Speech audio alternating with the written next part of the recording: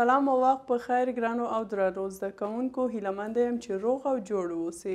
تاسو ته د نوي درس هرکلی وایم. نن موږ د کاربن لاسته راوړل وایو چې آخرنۍ موضوع د اووم ټولګي کیمیا مضمون ده. ګرانو زده کوونکو، کاربن چې ده موږ د کانو څخه ترلاسه کولی شو، یعنې د هغه څخه موږ راکاږو او د هغه نه استفاده کوو. نو د دې لپاره موږ لابراتوار ته ضرورت نه لرو، د کانو څخه موږ ترلاسه کولی شو. بل کله چې موږ نباتات سوځوو، هغه چې په بشپړه توګه نه سوځېږي، د هغه نه څه جوړیږي؟ سکاره جوړیږي.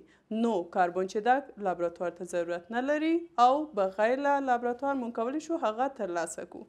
بله موضوع د کاربن کارول ده چې په کوم ځایونو کې موږ د کاربن نه کار اخلو. څرنګه چې موږ ویل د کاربن نه سکاره موږ ترلاسه کولی شو. نو سکاره کوم ځایونو کې موږ استفاده کولی شو؟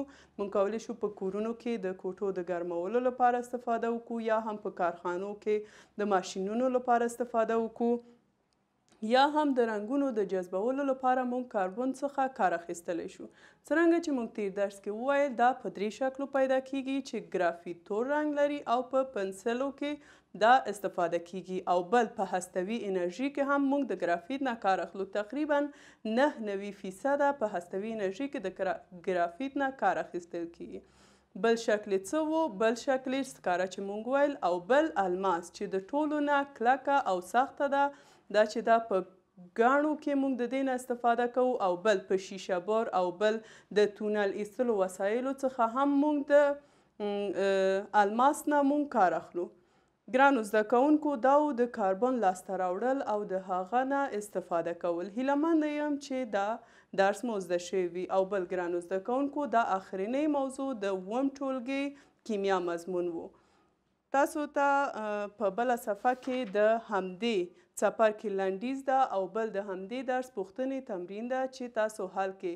ګرانو زده کوونکو، که تاسو په نننۍ موضوع یا هم په تیر درسونو کې په اووم ټولګي کې په کیمیا مضمون کوم مشکل ستونزې لرئ، تاسو کولی شئ په کومنټ کې موږ سره شریک کړئ، یا لاندینی ایمیل کې خپله مشکلات موږ ته ایمیل کړئ. انشاءالله موږ یو بله ویډیو جوړوو او هغه ټول موضوعات چې تاسو ستونزې لرئ، هماغه ټول موضوعات موږ بیرته تاسو ته وایو.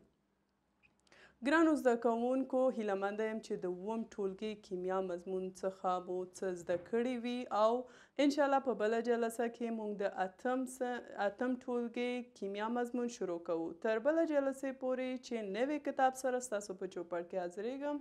تاسو لوی او بخښونکي خدای ته سپارم. هر چیرته چې یاست خوشحاله او کامیابه اوسئ.